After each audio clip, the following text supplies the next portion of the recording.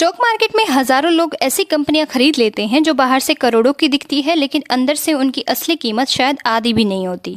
और दूसरी तरफ स्टॉक्स ऐसे भी होते हैं जिन्हें ज़्यादातर लोग इग्नोर कर देते हैं, लेकिन वही स्टॉक्स बड़े इन्वेस्टर्स धीरे धीरे एक्यूमुलेट करते रहते हैं। क्यों? क्योंकि आम लोग सिर्फ प्राइस देखते हैं, लेकिन बड़े इन्वेस्टर्स वैल्यू देखते हैं। हेलो दोस्तों, welcome back to the channel. Imagine करो आप किसी शोरूम में जाते हो और वहाँ एक पुरानी कार रखी है, ऊपर से चमचमाती हुई, और उसका सेलर बोलता है सर ये कार 15 लाख की है। लेकिन जब आप अंदर से उसको चेक करते हो तो आपको पता चलता है कि उसका इंजन भी वीक है, एक्सीडेंट हिस्ट्री भी है और उसके पार्ट्स भी पुराने हैं। यानी असली वैल्यू 7-8 लाख से ज़्यादा नहीं है। अब अगर कोई बिना चेक किए सिर्फ बाहर से देखकर खरीद ले तो नुकसान किसका होगा? उसी तरह स्टॉक मार्केट में भी लोग सिर्फ चार्ट्स देखकर या दूसरों की टिप्स सुनकर स्टॉक्स खरीद लेते हैं, लेकिन स्मार्ट इन्वेस्टर्स पहले ये चेक करते हैं कि कंपनी की रियल वैल्यू आखिर है कितनी। और इसी काम में हमारी मदद करता है पीवी रेशो। आज के वीडियो के बाद जब भी आप कोई स्टॉक देखोगे तो सिर्फ उसका प्राइस नहीं देखोगे, बल्कि ये भी समझ पाओगे कि मार्केट उस कंपनी को ज़्यादा वैल्यू दे रहा है या कम। और बिलीव मी, यहीं से बिगिनर और स्मार्ट इन्वेस्टर्स के बीच फ़र्क शुरू होता है। तो वीडियो को एंड तक ज़रूर देखना, क्योंकि आखिर में मैं आपको एक ऐसी बात बताऊंगी जो ज़्यादातर लोग पीवी रेशो में कभी समझ ही नहीं पाते और वहीं सबसे बड़ा नुकसान कर बैठते हैं। तो सबसे पहले समझते हैं कि आखिर में पीवी रेशो होता क्या है। पीवी रेशो का मतलब होता है price to book ratio. PV ratio हमें बताता है कि मार्केट किसी कंपनी को उसकी एक्चुअल अकाउंटिंग वैल्यू के मुकाबले कितनी कीमत दे रहा है। अब यहाँ सबसे इम्पोर्टेंट वर्ड आता है बुक वैल्यू। देखो, हर कंपनी के पास कुछ एसेट्स होते हैं, जैसे land, buildings, machines, cash, investments और फैक्ट्रीज। और दूसरी तरफ कंपनी पर कुछ लाइबिलिटीज भी होती हैं, जैसे लॉन्स, डेप्ट और पेमेंट्स। अब अगर कंपनी अपनी सारी एसेट्स बेच दे और सारे लोन्स चुका दे तो आखिर में जो पैसा बचेगा उसे कहते हैं बुक वैल्यू, यानी कंपनी की एक्चुअल नेट वर्थ। इसे शेयर होल्डर इक्विटी या नेट वर्थ भी कहा जाता है। लेकिन यहाँ एक बहुत इंपॉर्टेंट चीज़ समझना जरूरी है। बुक वैल्यू में सिर्फ टेंजिबल एसेट्स इंक्लूड होते हैं, मतलब फिजिकल चीज़ें। लेकिन brand value, software, technology, patents, employees की स्किल और लीडरशिप की वैल्यू इसमें प्रॉपरली दिखाई नहीं देती। और यही रीज़न है कि कई बार मार्केट वैल्यू और बुक वैल्यू में ज़मीन आसमान का फ़र्क होता है। अब देखते हैं इसका formula. P V ratio equals to market price per share divide by book value per share. चलो इसे एक एग्जाम्पल से समझते हैं। मान लो किसी कंपनी का शेयर मार्केट में प्राइस 400 रुपये पर चल रहा है और उसकी बुक वैल्यू पर शेयर 200 रुपये है। पीवी रेशो हुआ 400 डिवाइड बाय 200 इक्वल्स टू 2। मतलब मार्केट उस कंपनी की एक्चुअल बुक वैल्यू से 2 गुना प्राइस देने को तैयार है। अब सवाल आता है, मार्केट ज़्यादा पैसा देने को तैयार क्यों है? मान लो 2 रेस्टोरेंट्स हैं, दोनों के पास सेम फर्नीचर, सेम किचन और सेम साइज शॉप है। लेकिन पहले रेस्टोरेंट में हमेशा क्राउड रहता है और उसकी ब्रांडिंग स्ट्रॉन्ग है, फूड फेमस है, और दूसरा रेस्टोरेंट ऑलमोस्ट खाली रहता है। अब अगर दोनों रेस्टोरेंट्स बिकने जाएं तो क्या दोनों की प्राइस सेम होगी?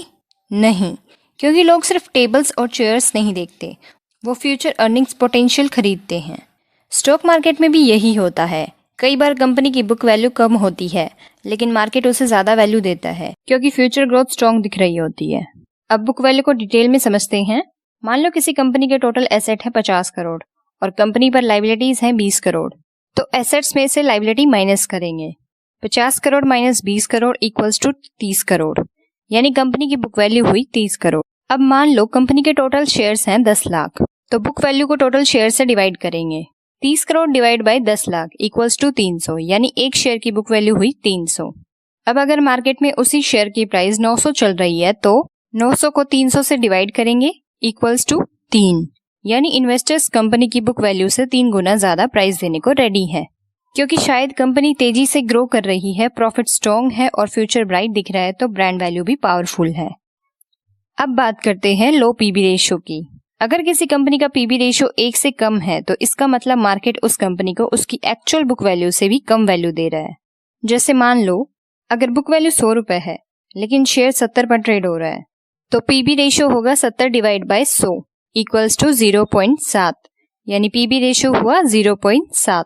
अब कई बिगिनर्स यहाँ एक्साइटेड हो जाते हैं, उन्हें लगता है सस्ता स्टॉक मिल गया, लेकिन यही सबसे डेंजरस स्टेप हो सकता है, क्योंकि मार्केट बेवजह किसी अच्छी कंपनी को सस्ता नहीं छोड़ता। हो सकता है कंपनी लगातार लॉस में हो, डेप्ट बहुत ज्यादा हो, मैनेजमेंट खराब हो या बिजनेस खत्म होने की तरफ जा रहा हो, इसलिए सिर्फ लो बीपी देखकर इन्वेस्ट करना डेंजरस हो सकता है। स्मार्ट इन्वेस्टर हमेशा रीजन ढूंढते हैं कि स्टॉक सस्ता क्यों है। अब समझते हैं हाई पीबी रेशियो। अगर किसी कंपनी का पीबी रेशियो बहुत ज्यादा है तो इसका मतलब मार्केट फ्यूचर ग्रोथ को लेकर बहुत ऑप्टिमिस्टिक है। टेक्नोलॉजी कंपनीज में अक्सर हाई बीपी देखने को मिलता है क्योंकि उनकी value software, innovation, brand, user base और टेक्नोलॉजी में होती है। लेकिन यहाँ भी डेंजर है।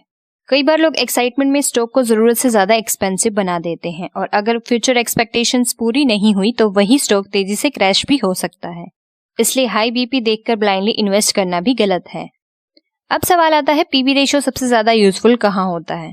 ये रेशियो सबसे अच्छा काम करता है bank, insurance company, financial institutions, manufacturing businesses, real estate company और इंफ्रास्ट्रक्चर कंपनीज में, क्योंकि इन बिजनेसेस में रियल फिजिकल एसेट्स ज्यादा होते हैं। लेकिन स्टार्टअप्स और टेक्नोलॉजी कंपनीज में बीपी रेशियो उतना यूजफुल नहीं होता क्योंकि वहां असली वैल्यू फिजिकल एसेट्स में नहीं बल्कि आइडियाज और इनोवेशन में होती है। अब बहुत लोग कंफ्यूज हो जाते हैं कि पीई रेशियो और पीबी रेशियो में फर्क क्या है। देखो, पीई रेशियो कंपनी की अर्निंग्स पर फोकस करता है जबकि पीबी रेशियो कंपनी की एसेट्स और नेटवर्थ पर फोकस करता है। सिंपल लैंग्वेज में बोलूं तो पीई बताता है कि कंपनी प्रॉफिट के हिसाब से महंगी है या सस्ती और पीबी बताता है कि कंपनी एसेट्स के हिसाब से महंगी है या सस्ती।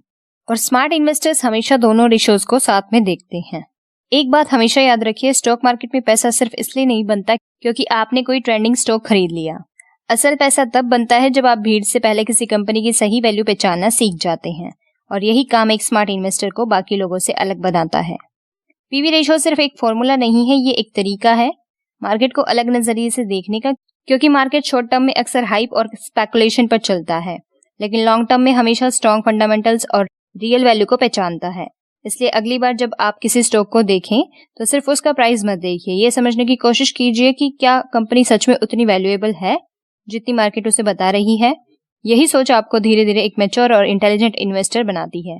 लेकिन याद रखिए, कोई भी रेशियो अकेले इन्वेस्टमेंट डिसीजन नहीं ले सकता।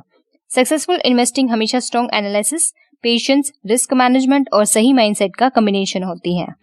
तो आज के वीडियो के बाद उम्मीद है कि आप स्टॉक्स को सिर्फ ट्रेडिंग अपॉर्चुनिटी की तरह नहीं बल्कि बिजनेसेस की तरह देखना शुरू करेंगे। अगर आपको वीडियो वैल्यूएबल लगी हो तो लाइक जरूर करें और ऐसे ही प्रैक्टिकल और deep stock market knowledge easy language में सीखने के लिए चैनल को सब्सक्राइब कर लीजिए।